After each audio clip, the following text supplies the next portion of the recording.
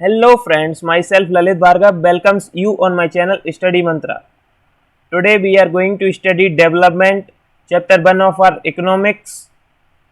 In this chapter we will study about development, goals of development, income and other goals, national development, how to compare different countries, public facilities and then in last sustainable development.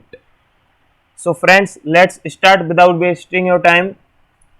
सबसे पहले हम human development के बारे में पढ़ेंगे। तो किसी भी व्यक्ति का डेवलपमेंट इस प्रकार हो कि वो एक खुशहाल ज़िंदगी जी सके और उसकी मटेरियलिस्टिक डिज़ायर्स हैं वो सारी डिज़ायर्स उसकी पूरी हो सकें। मटेरियलिस्टिक डिज़ायर से यहाँ पर मतलब है ऐसी ज़रूरतें जो पैसे से पूरी हो सकती हैं। Next topic is goals of development. Different people can have different goals. ऐसा नहीं होगा कि सारे लोगों का गोल एक ही है डेवलपमेंट का। अब देखिए, जैसे कोई स्टूडेंट है, जैसे आप हैं 10th क्लास के स्टूडेंट हैं, तो आपके लिए गोल ऑफ डेवलपमेंट क्या होगा कि आप अच्छे से पढ़ाई करें, स्कूल पार करें और फिर एक जॉब ले लें अच्छी। लेकिन अगर कोई फार्मर है जैसे, तो उसका वो डेवलपमेंट का गोल थोड़ी होगा कि वो एक अच्छी जॉब ले ले। उसका डेवलपमेंट ऑफ गोल होगा कि उसे उसकी जो खेती है वो अच्छे तरीके से हो और उसे अपनी फसलों का अच्छा दाम मिले, जिससे उसका घर परिवार अच्छे से चले और उसके बच्चों को अच्छी शिक्षा मिल सके। अब यहीं पर एक लड़की है, उसका गोल ऑफ डेवलपमेंट कुछ और होगा। जैसे उसका गोल ऑफ डेवलपमेंट हो सकता है, अगर उसे अपने भाई जैसा परिवार में अगर उसे अपने भाई के बराबर का ट्रीट नहीं किया जा रहा है, इक्वलिटी उसे नहीं मिल रही है, तो उसका गोल ऑफ डेवलपमेंट होगा कि उसे उतनी ही इक्वलिटी मिले, उतना ही उसे फ्रीडम मिले जितना उसके भाई को मिलता है। यहाँ पर भी कुछ एग्जांपल्स हैं, स्लाइड में आप देख सकते हैं।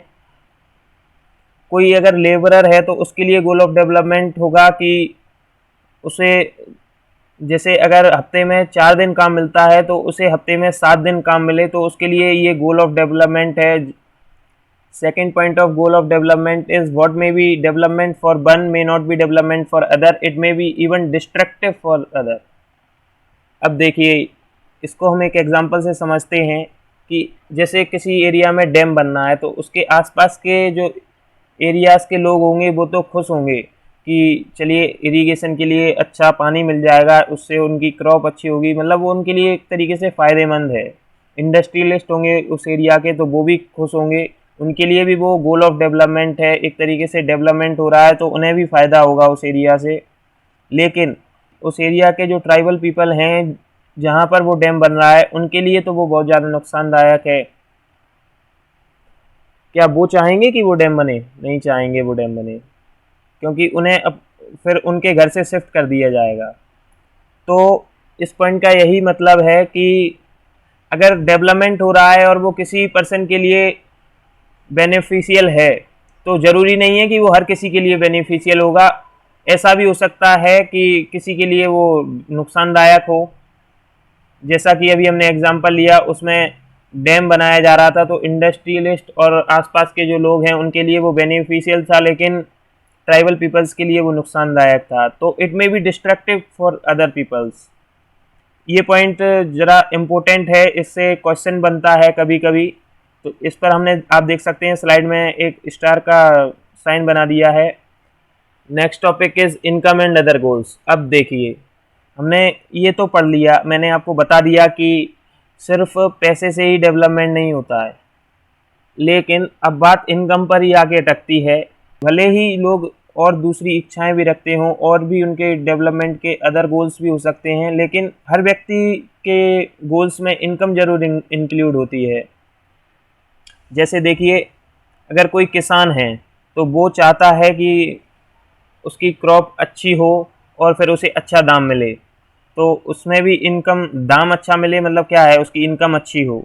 ऐसे ही कोई लेबर है, वो चाहती है कि हमें रोज़ काम मिले। अब रोज़ काम क्यों चाह रही है वो? क्योंकि उसे अच्छी इनकम हो, उससे रोज़ काम करेगा तो इनकम भी बढ़ेगी उसकी। जैसे 7 में से 4 दिन अगर काम मिलता था और अब उसे 7 में से 7वां दिन काम मिल रहा है, तो उसकी इनकम ही तो अच्छी होगी ना।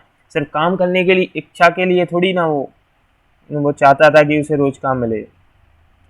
तो यही है कि हर व्यक्ति के गोल में इनकम जरूर इंक्लूड होगी। हाँ, अदर गोल्स भी होंगे इंक्लूड, लेकिन इनकम जरूर उसके गोल्स में इंक्लूड होगी।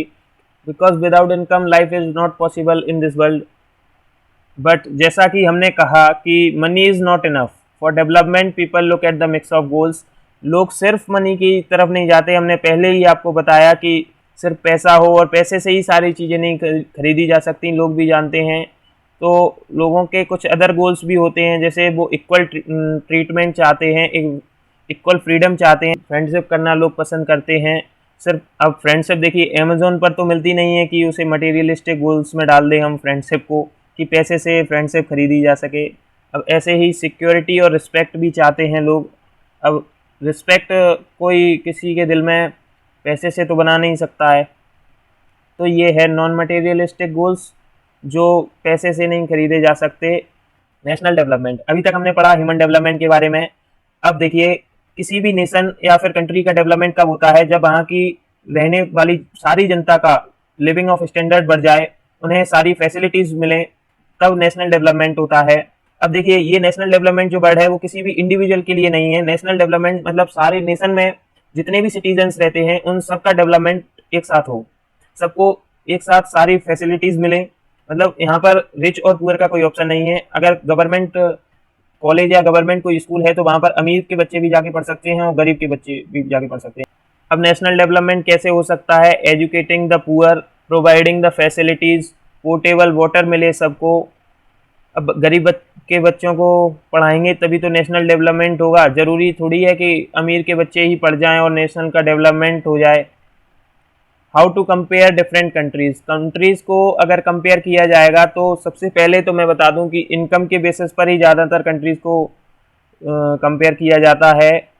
देखिए इनकम देख रहे हैं ना हम कि हमारी लाइफ में सबसे बड़ा फैक्टर इनकम ही हो रहा है, पैसा ही सबसे बड़ा फैक्टर है। जैसे कि कंट्री का अगर डेवलपमेंट होना है, जैसे रेलवे स्टेशन बनना है या स्कूल्स बनने हैं, तो सब इनकम से ही रिलेट करते हैं। इसलिए कंट्री का डेवलपमेंट ज़्यादातर इनकम के तौर पर ही देखा जाता है। और भी कई क्राइटेरियाज होते हैं, जैसे हेल्थ और एजुकेशन भी क्राइटेरिया हो सकता है डेवलपमेंट का, लेकिन मेन क्राइटेरिया इनकम को ही रखा जाता है। अब देखिए क्या होता है, कंट्रीज़ को कैसे कंपेयर किया जाता है। वर्ल्ड बैंक एक ऑर्गेनाइजेशन है, तो ये कंट्रीज़ को कंपेयर करती है इनकम के बेसिस पर। World Bank per capita income निकालने के बाद फिर कुछ क्राइटेरियाज होते हैं, उन क्राइटेरियाज में फिट करके देखती है कि ये डेवलप्ड कंट्री है या डेवलपिंग कंट्री है। तो पर कैपिटा इनकम के हिसाब से फिर वर्ल्ड बैंक उन क्राइटेरियाज में रखती है किसी भी कंट्री को और दो अदर कंट्रीज़ को कंपेयर करती है।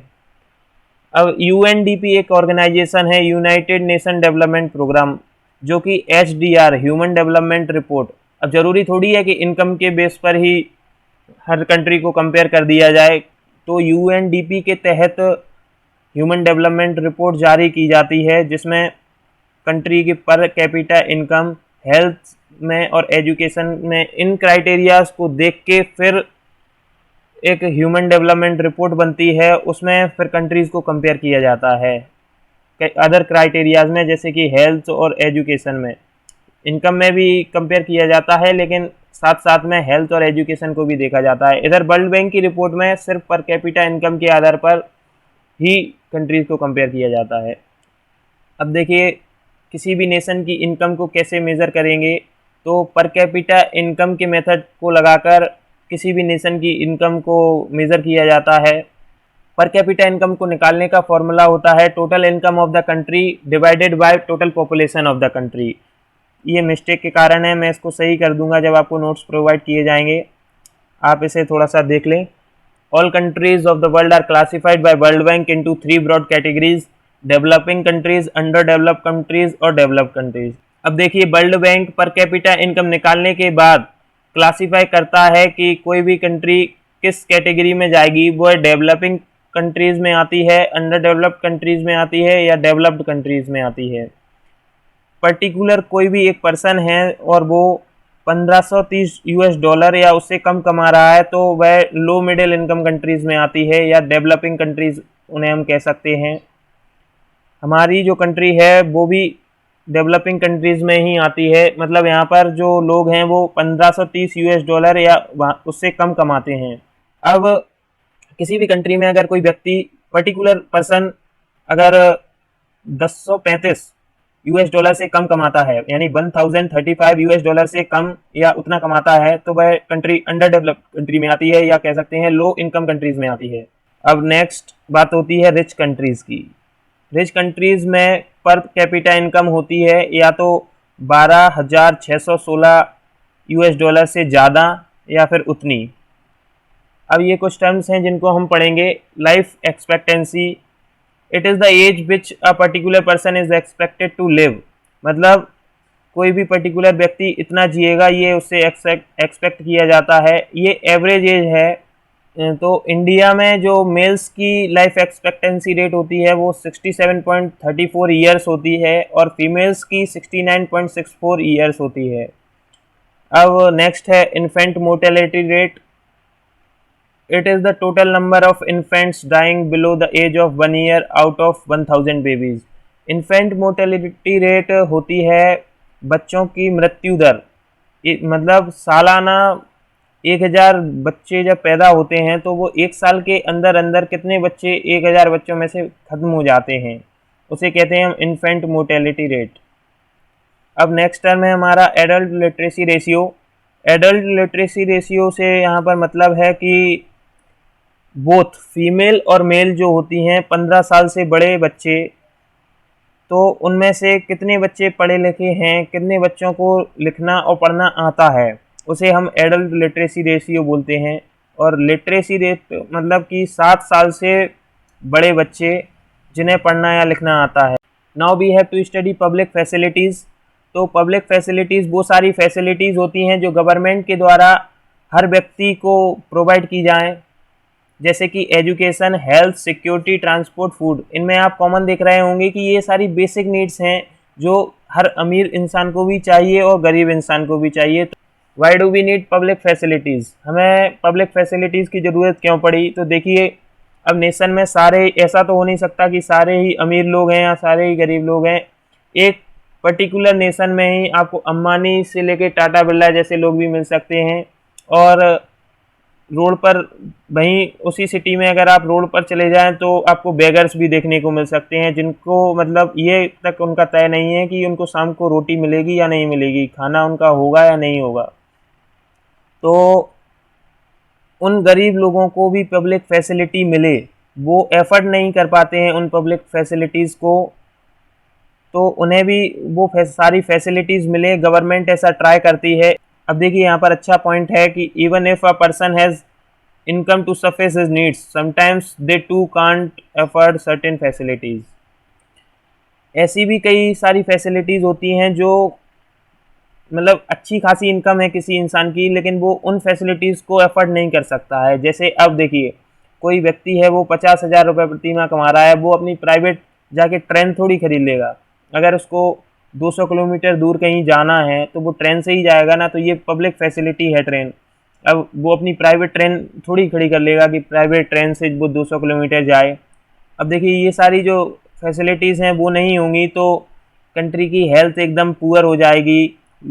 न्यूट्रिशन जॉब, मतलब लोगों को खाना नहीं मिलेगा, कई लोगों को एजुकेशन भी बिल्कुल एकदम ख़त्म हो जाएगी। जैसे गरीबों के बच्चे हैं तो वो बिल्कुल पढ़ नहीं पाएंगे।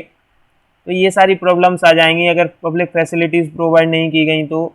अब देखिए, एक फैक्ट है यहाँ पर एनसीईआरटी का कि इन्फेंट मोर्टेलिटी रेट सबसे लो है केरला में। इससे क्या साबित होता है कि केरला की जो हेल्थ फैसिलिटीज़ हैं और एजुकेशनल फैसिलिटीज़ हैं वो बहुत अच्छी हैं। Next topic is body mass index. It is related to health. अब कई बच्चे सोचते हैं कि बॉडी मास इंडेक्स हमको नहीं पढ़ना है। देखिए, ये कई बार एग्ज़ाम में पूछ लिया जाता है, इसलिए इसको थोड़ा सा पढ़ लें। हम इसको ज़्यादा डीप नहीं पढ़ेंगे भले ही, लेकिन ऊपर ऊपर से पूछ लिया जाता है कि बॉडी मास इंडेक्स क्या होता है या बॉडी मास इंडेक्स की ऐसा यूनिट क्या होती है, तो बस उतना पढ़ लेंगे।